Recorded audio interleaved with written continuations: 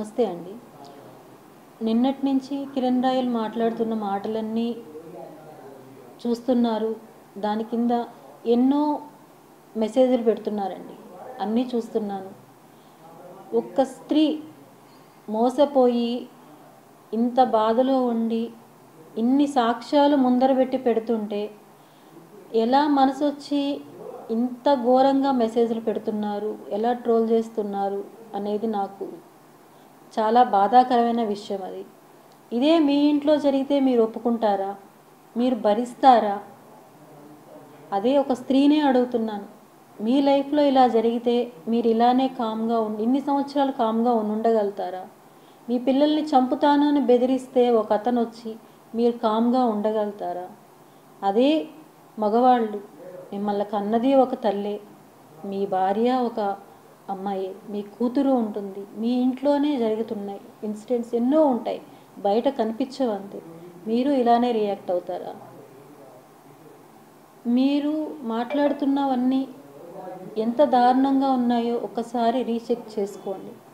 నేను ఇన్ని సాక్ష్యాలు చూపించి నేను ఒప్పుకున్నాను, నేను చేసింది పొరపాటని నేను ఒప్పుకున్నాను.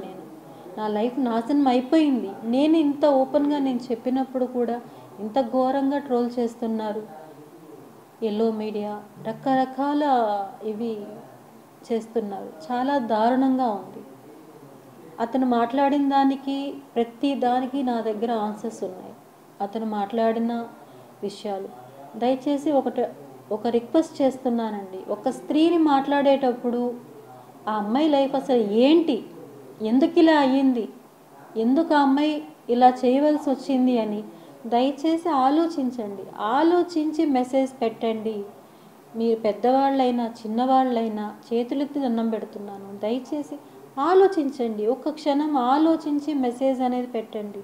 ఒక సెకండ్ టైప్ చేస్తే మెసేజ్ వెళ్ళిపోతుందండి. ఆ మెసేజ్ వల్ల ఎదుటి వాళ్ళు ఎంత బాధపడుతున్నారు, ఆ మెసేజ్ వల్ల ఇంకా ఎంతమందికి మీరు నెగిటివిటీ అనేది ఇస్తున్నారు అనేది దయచేసి ఆలోచించండి. మంచికి సపోర్ట్ ఉండండి, చెడుకు కాదు. దయచేసి ఎక్కడ అన్యాయం ఉందో అక్కడ నిలబడండి. నిలబడి ఆ అన్యాయాన్ని తరిమి కొట్టండి, సహకరించండి. ఆ అన్యాయం అయిపోయిన స్త్రీలకి అండగా నిలబడండి దయచేసి.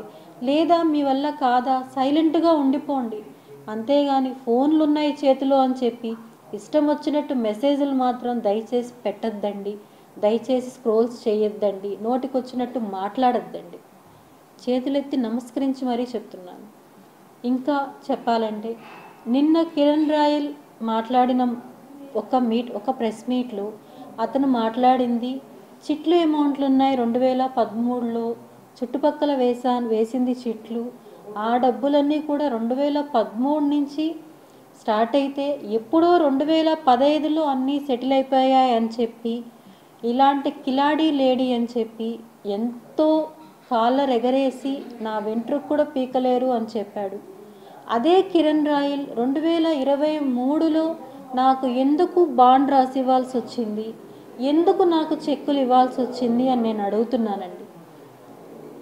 మీడియా ముఖంగా నేను ప్రశ్నిస్తున్నాను దీన్ని. అందుకు సాక్ష్యాలు ఇవి. అతను నిన్న చూపించిన దానికి సాక్ష్యాలు ఇవి. డేట్స్ మీరు చూసినట్టయితే 2 చెక్కులకి 15/6/2025కి 7 లక్షలు, 15/6/2026కి 8 లక్షలు. 2015లోనే లావాదేవీలన్నీ తీరిపోయి ఉంటే ఈ చెక్కులు నాకు ఎందుకు ఇవ్వాల్సి వచ్చింది కిరణ్ రాయల్? నేను కిరణ్ రాయల్ని ప్రశ్నిస్తున్నాను, ఎందుకు ఇవ్వాల్సి వచ్చింది నాకు ఇవి? అలానే ఈ బాండ్లో ఇంత క్లియర్గా డబ్బులు ఇవ్వాలి, నేను నగలు ఇవ్వాలి అని చెప్పి నువ్వు ఎందుకు రాసి ఇవ్వాల్సి వచ్చింది? 2015లో లావాదేవీలు ముగిసి ఉంటే నువ్వు ఇది ఎందుకు ఇచ్చావు నాకు? దీనికి నాకు సమాధానం అనేది కావాలి. అతను నన్ను బెదిరించి వీడియో తీసుకొని అందరికీ ఇప్పుడు ఆ వీడియో ట్రోల్ చేస్తూ నన్ను బ్యాడ్ చేసి ఎంతో హీనంగా నన్ను మాట్లాడుతూ కిలాడి అని నానా రకాలుగా మాట్లాడుతూ చేస్తూ అతను ఇంత నీచానికి దిగజారి చేస్తున్నాడు. 2015 అయిపోతే ఇప్పుడు నాకు ఎందుకు ఇచ్చాడు అనేది మీరు ఎవరైతే కామెంట్ చేశారో ఎల్లో మీడియా మిగతా అందరూ కూడా దీన్ని ఒక్కసారి పరిశీలనలోకి తీసుకోండి. నేను చెప్పింది అబద్ధం అని మీరు నమ్మితే ఇంకా మీ ఇష్టం. సాక్ష్యాలతో కూడా మీ ముందర పెట్టాను. అదేవిధంగా ఇంకొక సాక్ష్యం మీరు మాట్లాడారు ఇష్టం వచ్చినట్టు అన్నీ. ఒక చిన్న ఉదాహరణ మీకు నేను చూపించాలనుకుంటున్నాను.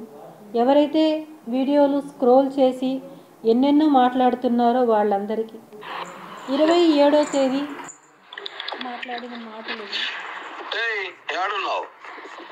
ఎందుకు కాల్ చేస్తున్నా? కాళ్ళు గురించి మళ్ళీ చేసి పెట్టుకో నువ్వు బిజీగా. హలో ఇందా ఏమన్నావా? ఎందుకు కాల్ చేస్తున్నావు?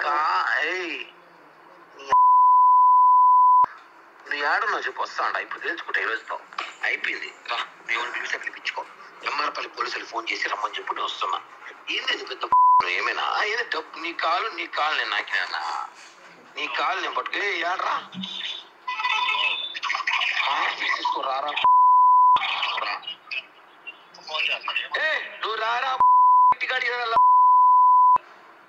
నా దగ్గర రా. హలో ఏంది మీ నీ బాధ?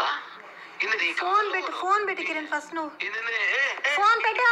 ఇప్పుడు ఫోన్ పెట్టాను. ఇలా కాల్ చేసి బెదిరించిన ఒక 30 నిమిషాలకంతా తిరిగి నా ఇంటికి వచ్చి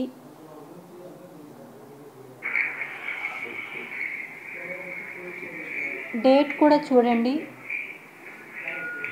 నా ఇంటికి వచ్చి మా పెద్దబ్బాయితో మాట్లాడి నేను మిద్దె పైన ఉన్నానని తెలిసి మిద్దెపైకి వచ్చి నన్ను కిరాతకంగా కొట్టి మళ్ళీ అతను ఎలా దిగి వెళ్తున్నాడో ఒక్కసారి చూడండి. అందరూ మెసేజ్లు చాలా ఘాటుగా పెట్టారు కదండి, అదే కళ్ళతో చూడండి ఒకసారి.